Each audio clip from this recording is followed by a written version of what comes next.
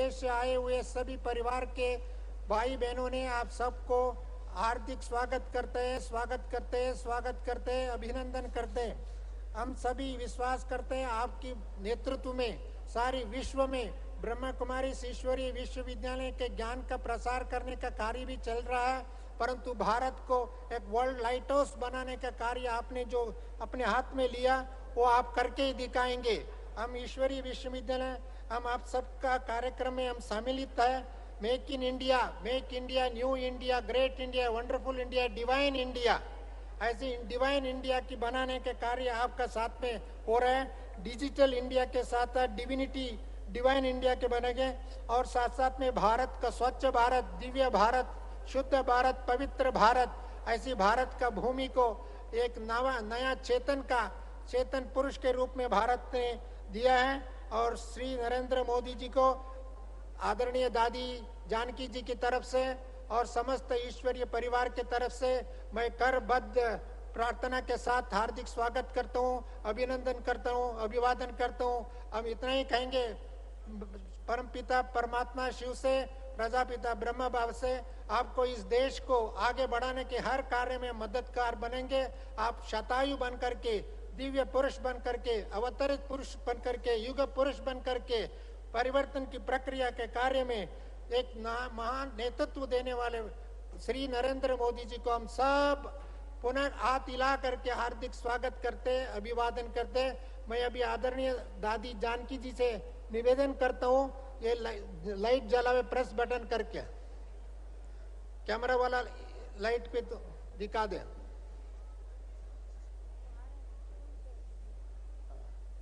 Light on कर दे दादी जी को, प्रेस बटन। अभी हम निवेदन है, आप सभी बैठ जाइए।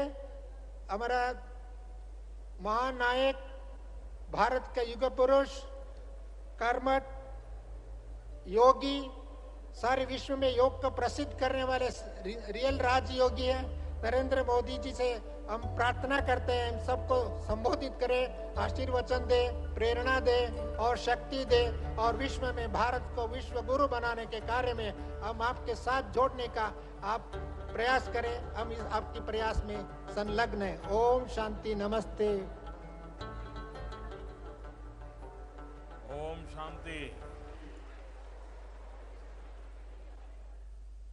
परम श्रद्धेय राजयोगिनी दादी जानकी जी,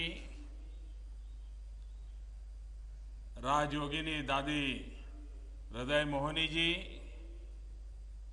राजयोगी श्री निर्वैर जी, ब्रह्मा कुमारी संस्था के सभी सदस्यगण, अंतर्राष्ट्रीय सम्मेलन और सांस्कृतिक महोत्सव में हिस्सा लेने के लिए देश विदेश से आए हुए सभी लोगों का हृदय से अभिनंदन करता हूं और आप सबको भी मेरी तरफ से ओम शांति कह करके अभिवादित करता हूं। प्रजापिता ब्रह्मा कुमारी ईश्वरीय विश्वविद्यालय के संस्थापक दादा लेखराज जी, आज जरूर उनकी आत्मा को शांति होती होगी कि जिस विचार को उन्होंने संस्थागत रूप दिया और स्त्री शक्ति के माध्यम से उसे आगे बढ़ाया, उस आंदोलन को आज 80 वर्ष हो रहे हैं। हमारे देश में 80 वर्ष का एक विशेष महत्व माना जाता है। दुनिया में 25 साल, 50 साल, 75 साल, 100 साल ये तो मनाए जाते हैं, लेकिन भारत में 80 साल का एक विशेष महत्व है।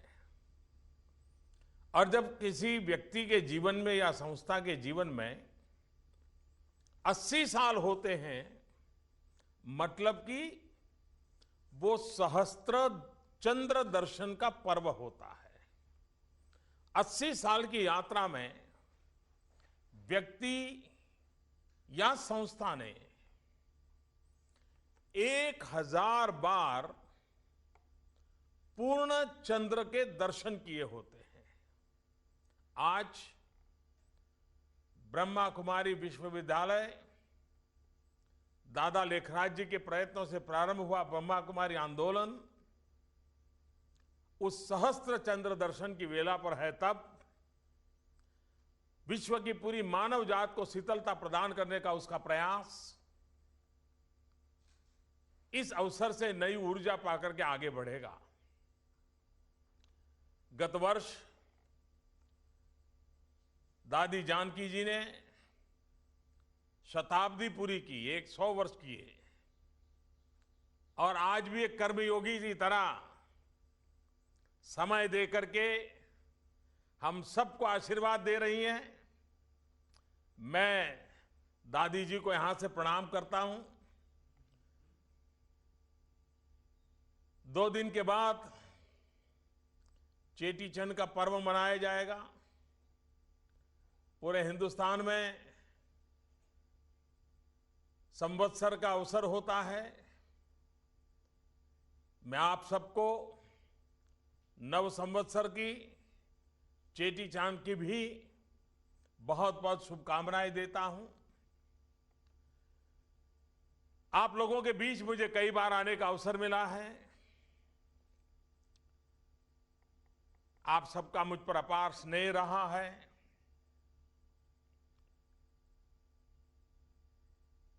एक उच्च विचार के साथ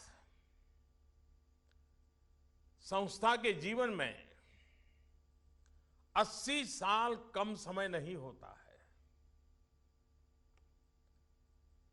आज विश्व की जो स्थिति है, मानव का जो स्वभाव बनता जा रहा है, उसमें कोई भी संगठन या व्यवस्था 10 साल, 15 साल, 20 साल के बाद बिखराव शुरू हो जाता है।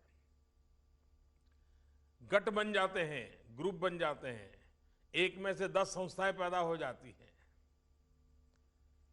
दादा लेखराज जी की कमाल रही कि 80 साल के बाद भी जिन आदर्शों, मूल्यों को लेकर के ब्रह्मा कुमारी विश्वविद्यालय ब्रह्मा कुमारी आंदोलन को चलाया, नारी शक्ति को प्राधान्य देते हुए चलाया, और वह आज भी उतने ही मनोयोग से, उतनी ही कर्मठता से, उतनी ही एकजुटता के साथ विश्व भर में अपना संदेश दे रहे हैं। लाखों कार्यकर्ताओं की श्रृंखला तैयार की है। ब्रह्मा कुमार एवं ब्रह्मा कुमारी भारत के आध्यात्म के संदेश को विश्व में पहुंचा रहे हैं। आप सब बधाई के पात्र हैं। आप सबका मैं अभिनंदन करता हूं। मेरा यह सौभाग्य रहा है कि आप लोगों के बीच कई बार आने का मुझे मौका मिला है। आप सबकी प्रवृत्ति को मैंने निकट से देखा भी है। आपके चिंतन को समझने का मैंने प्रयास भी किया है, और एक अच्छा सानिध्य भी मुझे आप लोगों का मिला है। इन दिनों जरा व्यस्तता ज़्यादा होती है, समय की कठिनाई रहती है, इसलिए मैं रूबरू तो आप सबके बीच नहीं आ पाया हूं, लेकिन मुझे वीडियो कॉन्फ्रेंस के माध्यम से आप सबके दर्शन करने का सौभाग्य मिला। और ब्रह्मा कुमारी कार्य योजना की विशेषताएं रहती है। आज एक नई विशेषता आपने दिखाई। प्रकाश के माध्यम से आपने सबने अभिवादन किया, और मुझे यहाँ मेरे सामने टीवी पर मैं आप सबको देख रहा हूँ। जिस प्रकार से आपने टॉर्च जला करके प्रकाश फैलाने का प्रयास किया, सचमुच में तो दादा लेखराज जी ने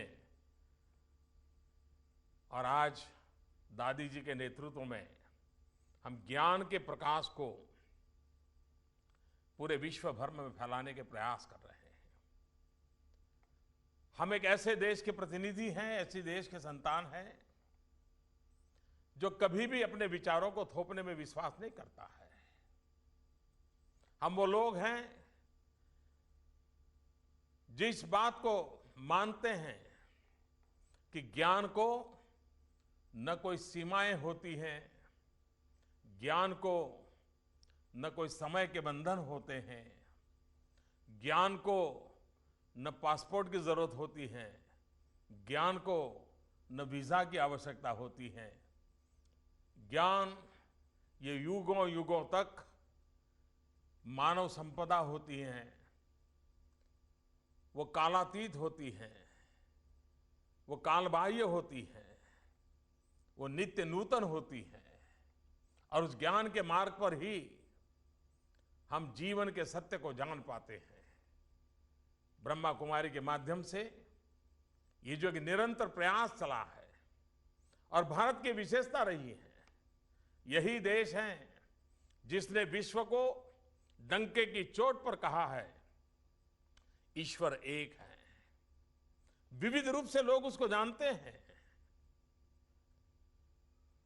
हिंदू का भगवान अलग, मुसलमान का भगवान अलग, ईसाई का भगवान अलग, पारसी का भगवान अलग, ये हमारा चिंतन नहीं है। और इसलिए ज्ञान के संबंध में भी हमारे महापुरुषों ने हमें, हमारे शास्त्रों ने, वेद काल से हमें यही सिखाया, एकम सत विप्रहा बहुधा वदंती, truth is one, sages calls in a different way. अलग अलग लोग उसको अलग अलग रूप से व्याख्यायित करते हैं, लेकिन हमारा जो सत्य के संबंध में दृष्टिकोण है, वो दृष्टिकोण उसी भावनाओं से भरा हुआ है। मैंने सुना कि आज शांतिवन में आपने एक सोलार प्रोजेक्ट का प्रारंभ किया है। मैंने आपकी शांतिवन से जुड़ी अस्पताल का भी भूतकाल में मुझे आने का अवसर मिला था और गरीबों की कैसी सेवा हो रही है वो मैंने अपनी आंखों से देखा था। आप जब सोलार एनर्जी के लिए इतना कर रहे हो, और मुझे याद है वहाँ आबू रोड पर आपका जो एक प्रकार से गतिविधि का केंद्र है, उसको तो कई वर्षों पहले आपने सोलार एनर्जी से चलाने का उस समय निर्णय किया था, जब दुनिया में ग्लोबल वार्मिंग की इतनी चर्चा नहीं होती थी, तब आपने किया था। तो इसलिए आप लोग कितने दीर्घदृष्टि से काम करते हैं, इसका ये उदाहरण है। और मुझे विश्वास है कि आपके मार्गदर्शन में देश में एक ऐसी ऊर्जा क्रांति आ रही है, मानव जीवन में एक ऐसी ऊर्जा क्रांति आ रही है।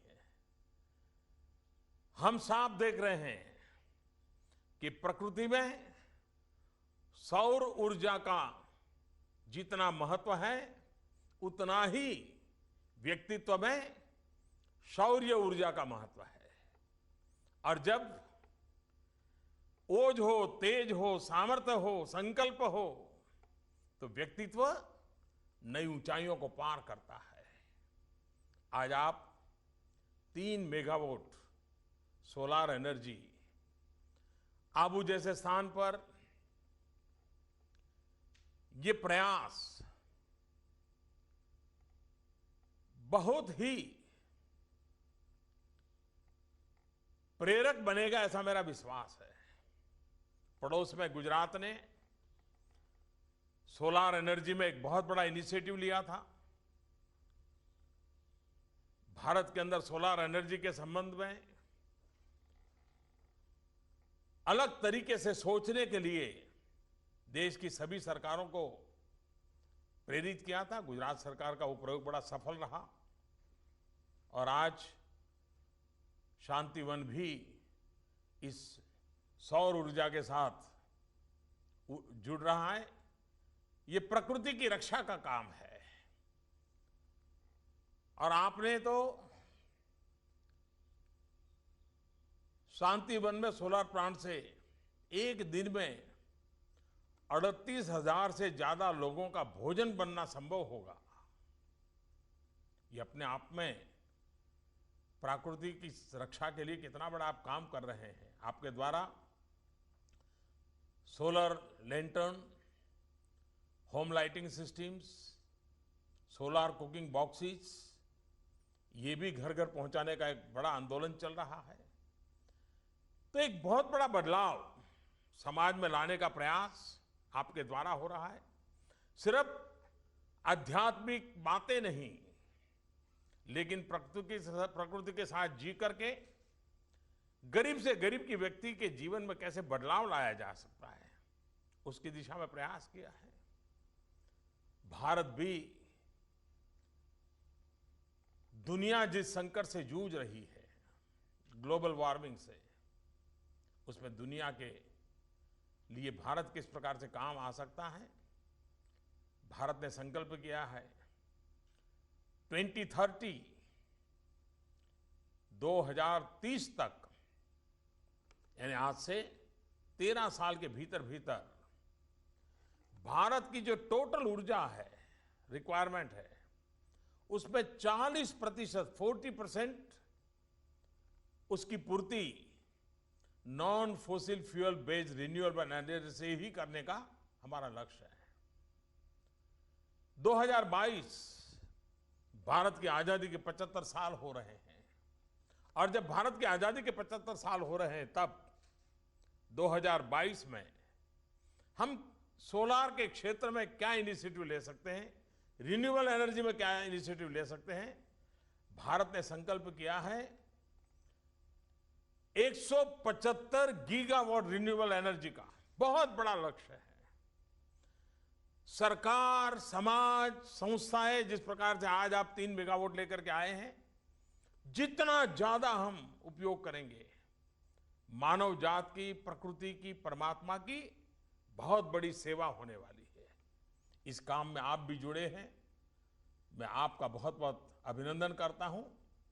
और वैसे भी आप प्रकृति की रक्षा के लिए अनेक काम भी कर रहे हैं, उससे भी बहुत लाभ मिलेगा, उससे भी फायदा मिलेगा।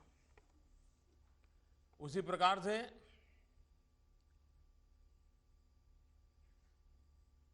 वृक्षों की दिशा में आपका काम, हमारे यहां तो पौधे को ही परमात्मा मान गया है। हरित क्रांति, दुग्ध क्रांति, ऊर्जा क्रांति, कई ऐसे काम हैं जो प्रकृति की रक्षा करेंगे, मानव को भी एक नई दिशा देंगे। उस पर आप काम कर रहे हैं, मैं आपको बहुत बहुत बधाई देता हूं। आपके द्वारा ये पता होगा कि भारत सरकार ने एक इनिशिएटिव लिया ऊर्जा की बचत के लिए, एलईडी बल्ब का।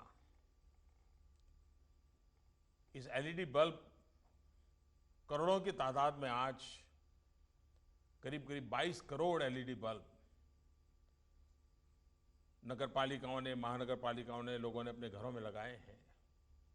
और इससे करीब करीब 11,000 करोड़ रुपए की बचत सामान्य मानवी को हो रही है। आपका ब्रह्मा कुमारी का 8,500 केंद्र हैं, लाखों कार्यकर्ता हैं। जैसे आपने सोलर एनर्जी के द्वारा एक दिशा दी है, घर घर एलईडी बल्ब के लिए भी आपके सभी ब्रह्मा कुमार और ब्रह्मा कुमारी देश में एक जागृति ला सकते हैं।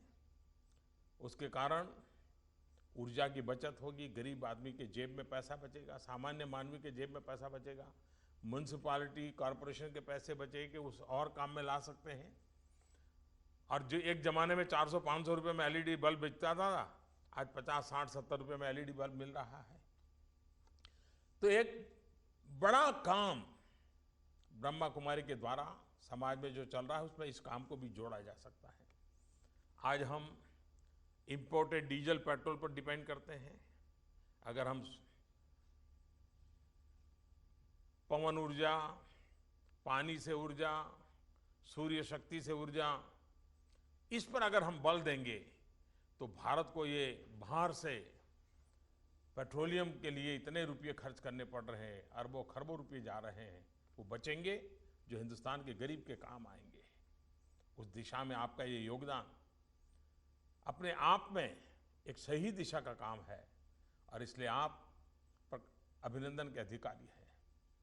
हमारे शास्त्रों ने हमें प्रकृति का शोषण करने का हक नहीं दिया है। एक्सप्लॉयटेशन ऑफ द नेचर ये हमारे यहाँ क्राइम माना गया है।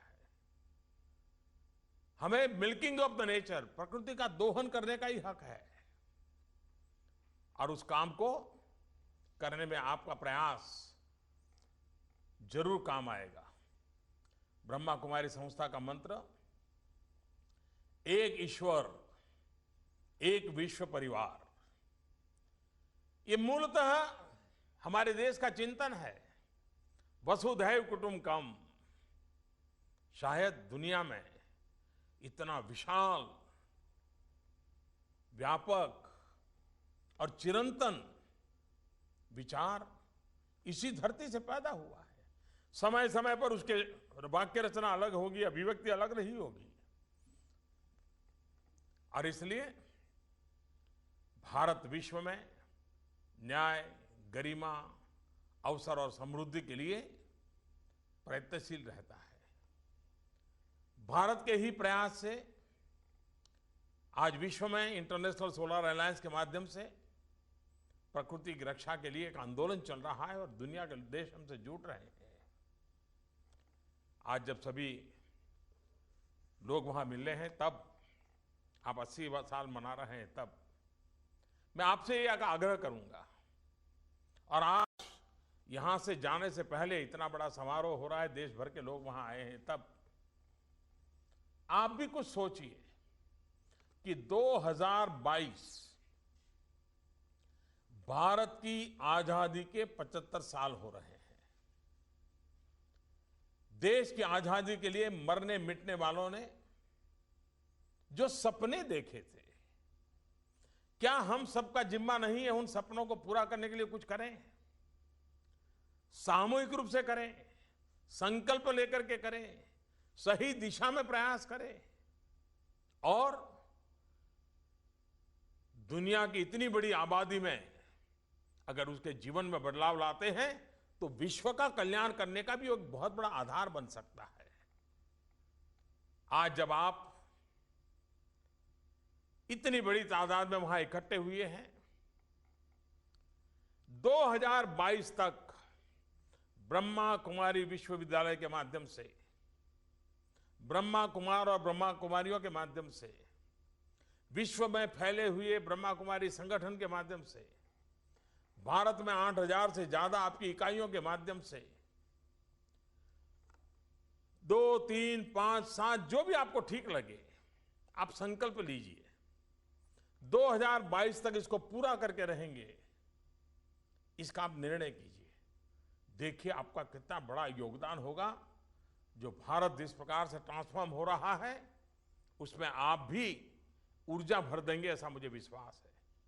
अब पिछले दिनों आप लोगों ने देखा है, नोटबंदी के बाद भ्रष्टाचार और काले धन के खिलाफ एक निर्णायक लड़ाई की ओर हम आगे बढ़ रहे हैं।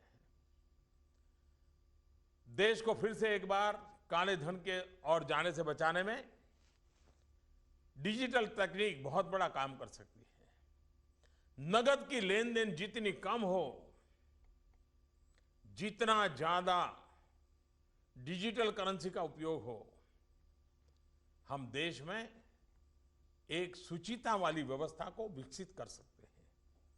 क्या सभी ब्रह्मा कुमार ब्रह्मा कुमारी जहां जहां उनका प्रभाव है, अपने मोबाइल फोन पर बीम ऐप डाउनलोड करके छोटे छोटे व्यापारियों को डिजिटल लेन देन के लिए नगद से मुक्ति की दिशा में जाने के लिए प्रयास कर सकते हैं क्या? मैं आज जब आपके बीच आया हूं, भले टेक्नोलॉजी के माध्यम से आया हूं, लेकिन मेरा आपके साथ इतना नाता रहा है कि मैं आपसे हक से भी कह सकता हूं कि ब्रह्मा कुमारी के द्वारा इस काम को बल दिया जाए और देश में परिवर्तन के सूत्रधार के रूप में आपकी इतनी बड़ी जो संस्कारित मानव शक्ति है वो काम आए। ब्रह्मा कुमारी आंदोलन में ब्रह्मा कुमार तो है ही हैं, लेकिन ब्रह्मा कुमारी बहुत सक्रिय है। हमारे देश में आज भी लाखों की तादाद में ऐसे बच्चे हैं जो टीकाकरण से वंचित है, और टीकाकरण से वंचित होने के कारण वो किसी न किसी गंभीर बीमारी के शिकार हो जाते हैं। माता मृत्यु दर, शिशु मृत्यु दर, ये चिंता का विषय होता है। कुपोषण चिंता का विषय होता है। एक इंद्रधनुष योजना के तहत भारत सरकार टीकाकरण को बहुत बड़ा घर घर का एक कमिटमेंट के साथ जिम्मेवारी तय करना चाहता है। जब भी टीकाकरण का कार्यक्रम हो, हमारी ब्रह्मा कुमार और ब्रह्मा कुमारी एक वॉलंटियर के रूप में उससे जुड़ जाए, छोटे छोटे बच्चों की जिंदगी बचाने के लिए काम आ जाए, कितनी बड़ी सेवा होगी। और आप तो इसी सेवा धर्म से जुड़े हुए हैं। अगर इसको आप ले लें, बहुत बड़ा काम कर सकते हैं। मैं एक और काम के लिए आज आपसे आग्रह करता हूं। ब्रह्मा कुमारी विश्वविद्यालय, अगर ये विश्वविद्यालय है, आप एक ऐसा ऑनलाइन कोर्स शुरू कर सकते हैं क्या, और जिसमें हिंदुस्तान की लोगों को ऑनलाइन एग्जाम के लिए प्रेरित करें, सर्टिफिकेट कोर्स करें, एजुकेट करें, एग्जाम लें। और वो विषय है मेरे मन में न्यूट्रिशन, पोषण की विषय में हमारे यहां अज्ञानता का भी एक बहुत बड़ा दुर्भाव है। किस उम्र में क्या खाना चाहिए, शरीर के लिए किन चीजों की जरूरत है, उसका ज्ञान का भी अभाव है। 2 टाइम पेट भर लिया तो काम हो गया, एक बहुत एक सोच है। जिसकी आर्थिक स्थिति ठीक है, दोनों टाइम अच्छा खाना खा सकता है, उसको भी इसका पता नहीं है कि क्या खाना, क्या नहीं खाना, और कब खाना, कैसे खाना। अगर ब्रह्मा कुमारी विश्वविद्यालय शरीर के पोषण के लिए किन किन चीजों की आवश्यकता है, शरीर में किसी चीज की कमी हो तो कैसे नुकसान होता है, अगर एक certificate course, online training, online examination, ये पूरा आंदोलन आप खड़ा कर सकते हैं क्या? हिंदुस्तान की सभी यूनिवर्सिटियों को आपके साथ जोड़ सकते हैं क्या? आप एक ऐसा संगठन है जिसमें महिलाओं की संख्या ज्यादा है, सक्रिय भूमिका भी महिलाओं की है, और न्यूट्रिशन की समस्या का समाधान अगर करना है, हमारे बालकों को कुपोषण से बाहर निकालना है, तो आप बहुत बड़ा योगदान दे सकते हैं। मैं आपसे आग्रह करता हूं कि आप इसमें सोचिए। मैं भारत सरकार से भी कहूंगा, राज्य सरकारों से भी आग्रह करूंगा कि अगर आप इस काम को लेकर आगे आते हैं तो जरूर वे भी आपको उचित मार्गदर्शन करेंगे, जो भी मदद करनी चाहिए वो करेंगे। लेकिन एक आंदोलन हम खड़ा कर सकते हैं। हमारी 9th, 10th, 11th, 12th इस कक्षा में पढ़ने वाली बच्चियां अगर न्यूट्रिशन के संबंध में शिक्षित होगी, तो जब भी वो परिवार का कारोबार संभालती होगी, किचन पे उनका प्रभाव रहने ही वाला है। वो प्रोफेशन में जाएगी तो भी किचन पर उसकी बात चलने वाली है। आप सोच सकते हैं कि कितना बड़ा बदलाव ला सकते हैं, और ये काम आपके माध्यम से बहुत ही अच्छी तरह हो सकता है। और मैं इसके लिए 2022 एक संकल्प लेने के लिए आपको निमंत्रित करता हूं। भारत सरकार ने महिला सशक्तिकरण के लिए कई कदम उठाए हैं। अभी आपने देखा होगा कुछ दिन पहले जो हमारी वर्किंग वुमेन क्लास जो है, पूरा डिलीवरी के बाद, प्रसूति के बाद, पहले उनको सिर्फ 12 सप्ताह की छुट्टी मिलती थी। हमने उसको 12 सप्ताह से 26 सप्ताह कर दिया, ताकि वो अपने बालक की देखभाल करने की जब सबसे ज्यादा आवश्यकता होती है, वो माँ अपने बच्चे के साथ रह सके, पूरा समय दे सके। और वो समय शुरुआत प्रारंभिक जो कुछ महीने होते हैं, जो बालक की ज़िंदगी में बड़े महत्व होते हैं, संतान की ज़िंदगी में बड़े महत्व होते हैं, माँ की मौजूदगी बहुत बड़ा रोल कर सकती है। और दुनिया में शायद 2 या 3 ही देश हैं जो 26 हफ्ते से ज़्यादा छुट्टी देते होंगे। दुनिया के समृद्ध और प्रगतिशील देश भी 26 हफ्ते की छुट्टी नहीं दे रहे। भारत ने इतना बड़ा फैसला कर लिया है क्योंकि हमारी माताओं बहनों का सशक्तिकरण देश के सशक्तिकरण में एक नई ऊर्जा भर सकता है, नई गति भर सकता है और परिणाम की दृष्टि से काफी सफल यात्रा की ओर हमें ले जा सकता है। सुकन्या समृद्धि योजना हो, गर्भवती महिलाओं के लिए बैंक खाते से 3 किस्तों में 6,000 रुपये देने की योजना हो, प्रधानमंत्री सुरक्षित मातृत्व अभियान हो, अभी उज्ज्वला योजना के तहत एक बड़ा अभियान चलाया है। हमारी गरीब माँ बहनें लकड़ी का चूल्हा जला करके खाना पकाती थी और मेडिकल से जुड़े हुए लोगों का कहना है कि जब एक माँ, गरीब माँ लकड़ी से चूल्हा जला करके खाना पकाती है तो एक दिन में उसके शरीर में 400 सिगारेट का धुआं जाता है। बच्चे खेलते होते हैं, उनके शरीर में भी वो धुआं जाता है। हमारी इन मां बहनों की तबीयत का क्या हाल होगा। भारत सरकार ने एक बहुत बड़ा इनिशिएटिव लिया कि हमें इन गरीब माताओं को खाना पकाने के लिए लकड़ी के चूल्हे से मुक्ति दिलानी है। और लकड़ी से के चूल्हे से मुक्ति दिलाने के लिए एलपीजी गैस सिलेंडर का कनेक्शन देना एक बड़ा आंदोलन चला। पिछले 10 महीने से आंदोलन को चलाया है। अब तक करीब करीब 2 करोड़ गरीब परिवारों में गैस के सिलेंडर पहुंच चुके हैं, गैस का चूल्हा जल रहा है, लकड़ी के चूल्हे से धुएं से उनको मुक्ति मिल चुकी है। और ये 3 साल में 5 करोड़ परिवारों में पहुंचने का संकल्प है। हमारी मातृशक्ति, हमारी महिला शक्ति, उनको कैसे मदद मिले उस पर हमारा बल चल रहा है। ब्रह्मा कुमारी के द्वारा इसमें बहुत बड़ा योगदान हो सकता है। मैं आपसे आग्रह करता हूं कि आप भी सक्रियता से ऐसे काम, क्योंकि आप करते ही हैं, अनेक प्रकार के काम आप करते ही हैं, सक्रियता से इन कामों को अगर आप बल देंगे, एक बहुत बड़ा परिणाम लाने में आपका योगदान बनेगा। आज मुझे फिर से आपके बीच में आने का अवसर मिला है। प्रकृति की रक्षा, मातृशक्ति की रक्षा, बालकों की जिंदगी में बदलाव लाने का प्रयास, ये सारी बातें अपने आप में एक बहुत बड़ी अमानत के रूप में है। और मैं आपसे आपके बीच आया, आपका ये समागम दुनिया के सभी देशों से जब लोग आए हैं, तब भारत के इस महान चिंतन का विचार लेकर के जाएंगे। ज्ञान का प्रकाश सब दूर पहुंचेगा, मानव कल्याण के लिए काम आएगा। और दादा लेखराज जी ने जो काम को आरंभ किया था, आपके प्रयत्नों से उसको एक नई ऊर्जा मिलेगी। 100 वर्ष के बावजूद भी इतना कठोर परिश्रम, दादी का जीवन नई पीढ़ी को प्रेरणा देता रहेगा।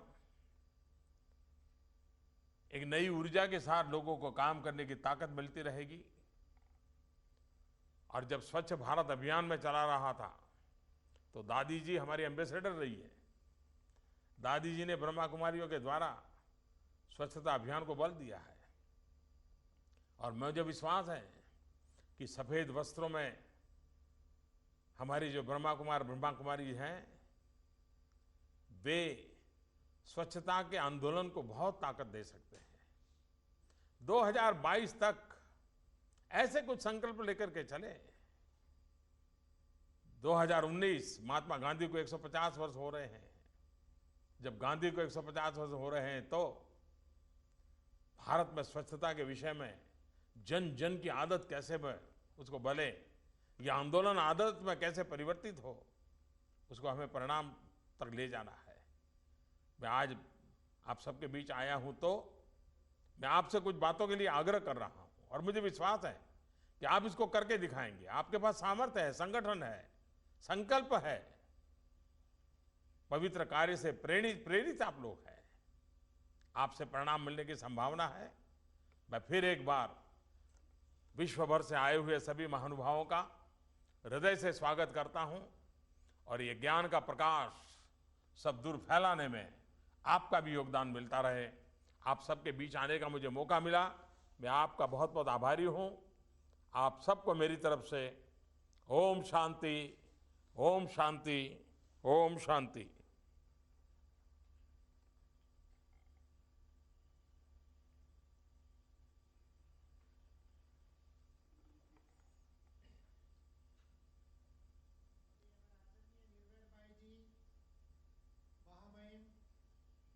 प्रधानमंत्री जी की जो हम सबको ऊर्जा मिली, प्रेरणा मिली, उन सबको कैसे साकार करेंगे उसके बारे में हमारे secretary general Brahma Kumari institution के वरिष्ठ भाई आश्वासन के साथ हम सबको एनर्जी भरेंगे और हम इस कार्य को जो प्रधानमंत्री जी हम सबको एक जिम्मेदारी दिया, एक कर्तव्य दिया, इसको कैसे निभाएंगे, हम कर निभा के करेंगे।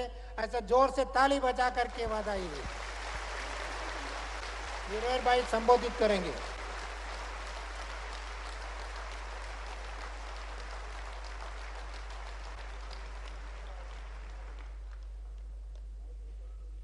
ओम शांति। परम आदरणीय प्रधानमंत्री श्री नरेंद्र मोदी जी आज प्रजापिता ब्रह्मा कुमारी ईश्वरी विश्वविद्यालय के सर्व भाई बहनें बहुत बहुत बहुत गौरव से अपना सिर ऊंचा करके